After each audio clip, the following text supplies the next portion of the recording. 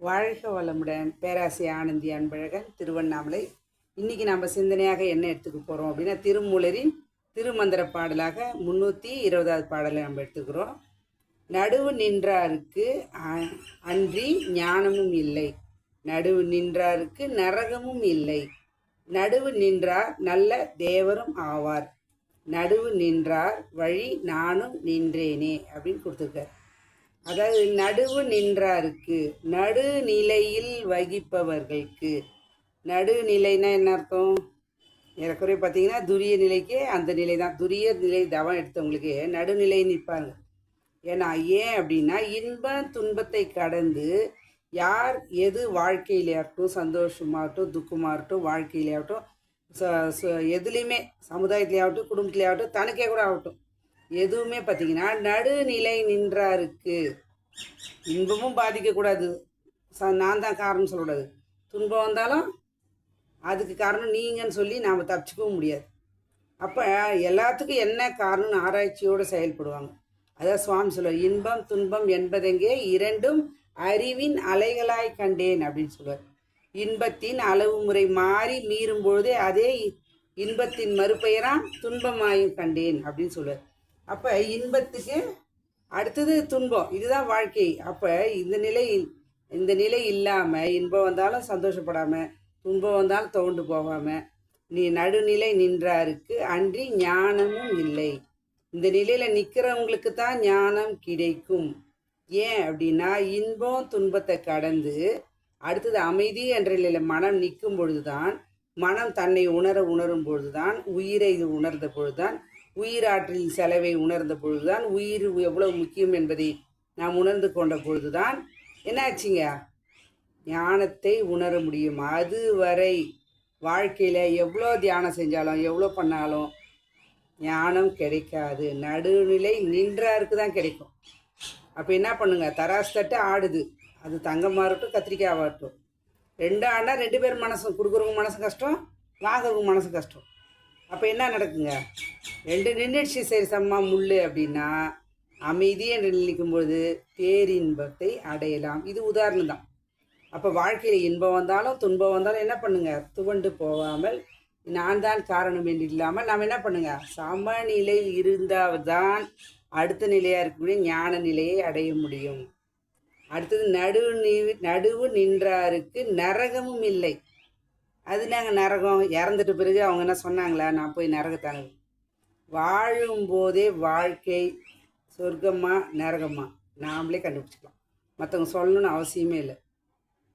நமக்காக வாழறோம் அப்படின்னா அது நரகம். நரம் அப்படின்னா உடல், இந்த சதை, இந்த நர மாமிசம் சொல்லுவாங்க பாருங்கள். இந்த உடலை ஒட்டிய அறிவு ஏங்கி கொண்டிருக்கும் பொழுது அது நரகம் தான். தான் சுகம், தான் இது மட்டுமே சில பேர் பார்ப்பாங்க. ஆனால் அந்த நரகத்தை தாண்டி சுவர் என்றால் என்ன, வான். அப்போ அந்த வானளவு மனதை உயர்த்தும் பொழுது என்ன பண்ணுறங்க, அவங்களுக்கு சுவர் ப்ளஸ் அகம் சொர்க்கம். நர ப்ளஸ் அகம். அகம் நம்ம வைக்கிற மனசை, அகம் என்றால் மனம், நம்ம வைக்கும் பொழுது உடலளவு எழுதி கட்டிக்கும் போது அது நரகம்தான். அப்போ இந்த நரகத்தை தாண்டி மனம் எங்கே போகுதுங்க, இறைநிலை உணர்வு பெறும் பொழுது அங்கு சொர்க்கம். அப்போ மனம் என்ன பண்ணுங்க, விரிவு பெற வேண்டும், சுருங்கி நிற்கக்கூடாது. அப்போ மனம் விரிவு பட எதையும் ஏற்றுக்கொள்ளக்கூடிய தன்மை செய்கிறவர்களுக்கு வரும். அடுத்த நிலைக்கு சொல்கிற பாருங்க, நடுவு நின்றார் நல்ல தேவரும் ஆவார். யார் ஒருத்தர் நடுநிலையில் நிற்கிறார்களோ இறைவனே அவர்கள் கூட வருவார்.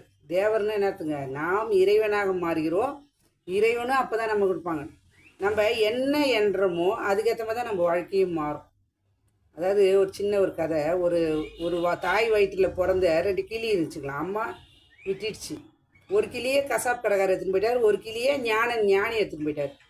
ஞானி எடுத்துன்னு போன கிளி என்ன சொல்லுது, வாருங்கள் அமருங்கள் பால் சாப்பிடுங்கள் பழம் சாப்பிடுங்கன்னு சொல்லுது.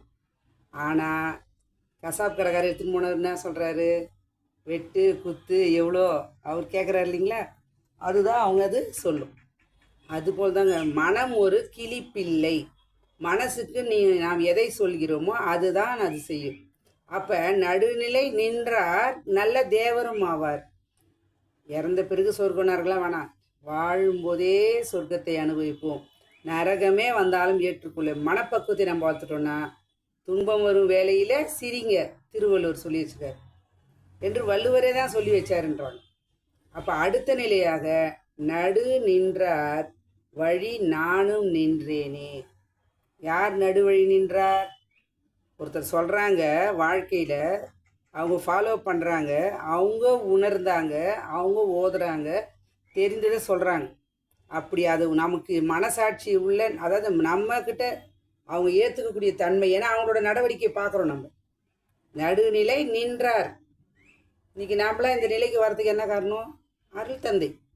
அருள் தந்தை சொல்கிறது தான் செய்வார், செய்யறது தான் சொல்லுவார். நம்ம அதுதான் உணர்ந்து ஓதி உணர்ந்தார் அவர்.